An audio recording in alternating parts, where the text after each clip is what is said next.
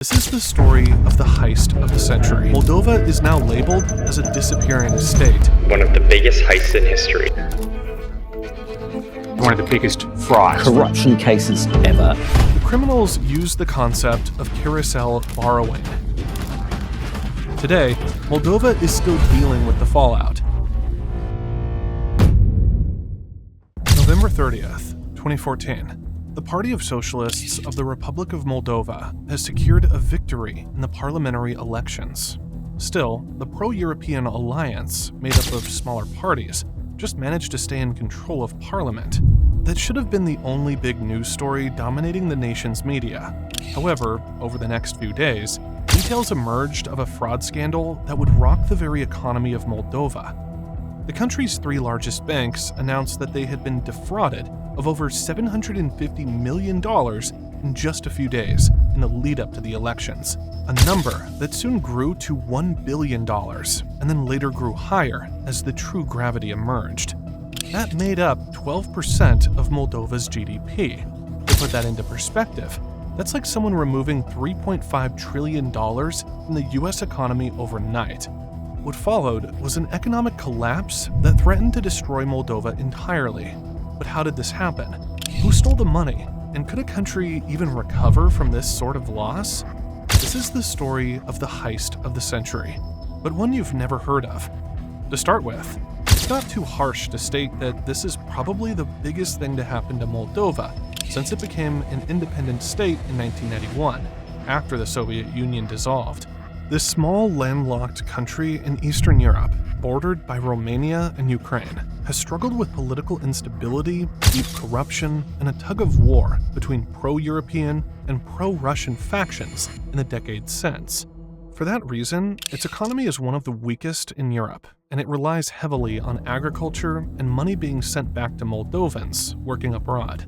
This was a nation already running on the knife edge. The last thing it needed was an economic crash, and yet the corruption and greed in the country would threaten to bring the whole thing down for good. In late November 2014, Moldova's three largest banks, Banca de Economie, Unibank, and Banca Socială, became the epicenter of an incredible financial heist. Between them, these banks controlled about a third of the country's banking sector. Over just a couple of days, they issued a torrent of gigantic loans totaling $1 billion, an amount equivalent to over 12% of Moldova's GDP. So far, it doesn't sound too groundbreaking, but these weren't ordinary loans. Far from it, in fact. The money was sent out to a seemingly endless tangled web of false companies that had no real-world assets, and for all intents and purposes, just existed on paper. They were registered to basically nowhere, addresses that nobody recognized as business addresses, and literally didn't conduct any standard business. All telltale signs of shell companies, businesses designed for one purpose: to move money in a way that looks legit, when in fact, the money is being stolen. It sounds quite straightforward, but in reality, the mechanics of what happened here were very complex. The criminals used the concept of carousel borrowing, where the same money is lent, transferred, and relent among related companies in a sequence so long it takes time to unpick the knot of deceit.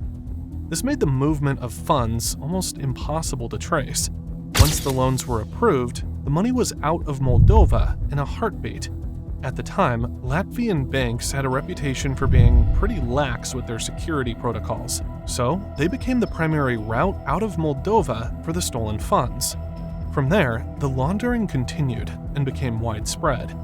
The funds were routed through a larger network of shell companies, which were registered in places like the United Kingdom and Hong Kong, making the trail even longer and even harder to follow. One example was a UK-registered company called Fortuna United. It was listed as a major recipient, but its ownership traced back to offshore tax havens like the Seychelles. By the time the fraud was uncovered, the banks had collapsed, the government was forced to step in to bail them out, and most of the money had vanished into the global financial system, never to be recovered, especially given the looming election in the same week. The timing of the heist was far more than a convenient coincidence, but more a meticulously planned time period where eyes would all be looking elsewhere. The question remains, then, who were the masterminds behind this economy-breaking fraud on a scale Eastern Europe had never seen? The whole thing had been orchestrated by an entire network of powerful Moldovan figures. At the center, Ilan Shor and Vladimir Plahotniuc. Shor, a young businessman and politician, was identified by international investigators as the mastermind behind the scheme. At the time, he was just 28 years of age and had already become a wealthy and powerful man through his family connections, and his role as head of the management board of Banca de Economie, one of the 3 banks involved. The investigation revealed that Shor and his associates had acquired controlling stakes in Banca de Economie, Unibank, and Banca Sociala. Once in control of the banks, they set out on making the web of complex transactions that siphoned the money away. Vladimir Plahotniuc, who at the time was widely regarded as Moldova's most influential oligarch and political power broker, was also charged in connection with the scandal. Plahotniuc was accused of creating and managing an organized criminal group, a group that helped with the theft, large-scale fraud, and money laundering involved in this scandal. The prosecution alleged that he received tens of millions of dollars via intermediaries and companies linked back to Shor, ultimately getting his cut of the looted funds. Plahotniuc's massive network of political contacts and the control he had over parts of the Moldovan state made all of this possible. Not only the 2014 heist, but also many other criminal transactions dating back years. Even those who had solid reputations in the banking sector were involved. Vyacheslav Platon was a notorious Moldovan businessman, banker, and former member of parliament. He held big stakes in several Moldovan banks, including Moldovan Bank, and was deeply involved in big financial plays in the region.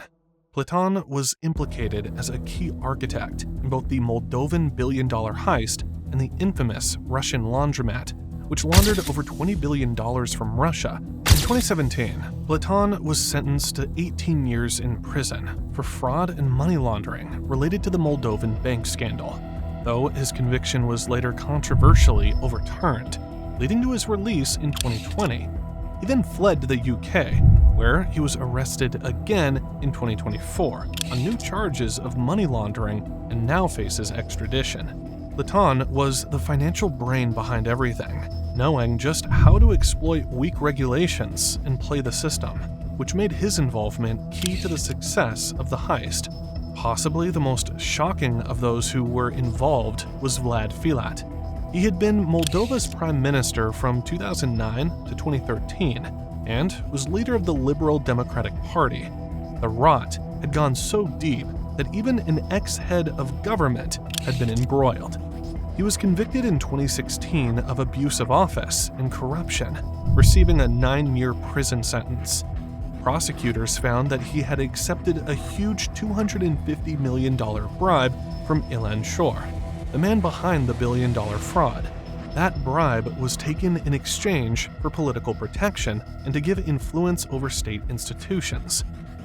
Once the right opportunistic criminal, in this case Shor, decided to plan and execute a crime like this one. As news of the billion-dollar theft broke in the days following the election, it became clear that a huge cover-up operation was also in play. In the immediate aftermath, efforts were made to erase any trace of the crime.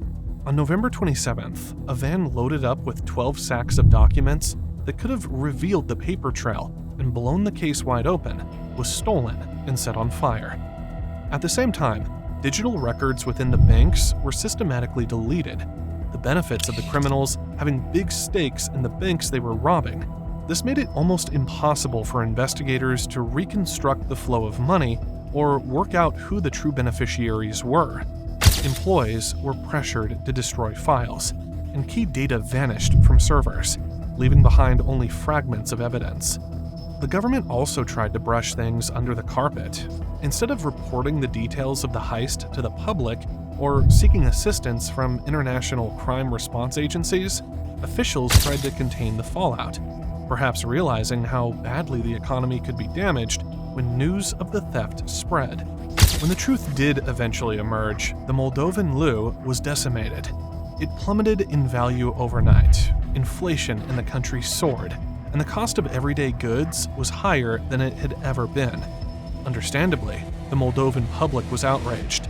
Citizens quickly realized that they were going to have to foot the bill and repay the funds stolen over decades, even lifetimes. The little trust the people had in their government and the banking system to begin with had just been obliterated. Today, Moldova is still very much dealing with the consequences of this crime and this cover-up. Those responsible still had to be brought to justice, however. Once everything was out in the open, the Moldovan government hired U.S. firm Kroll, experts in financial crimes and investigations, to trace the stolen funds and identify who was behind it all. Kroll's forensic fund flow analysis was used to finally identify Ilan Shor and his associates, known as the Shor Group, as the people behind this unprecedented heist. However, it didn't stop with the Shor Group.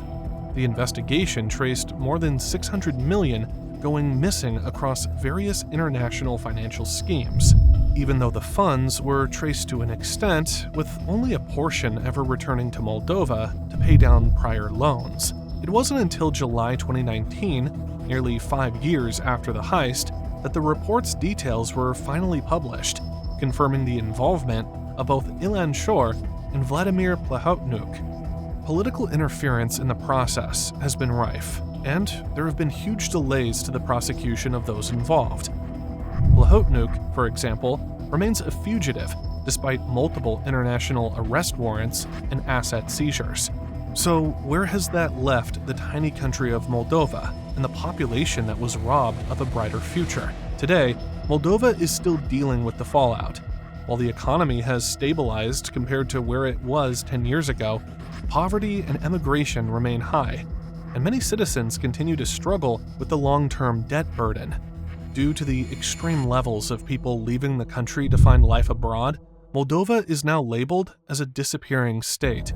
Corruption and political instability are still as rampant today as they were in 2014 too. For most Moldovans, daily life remains challenging, with ongoing economic uncertainty and limited opportunities shaping their future.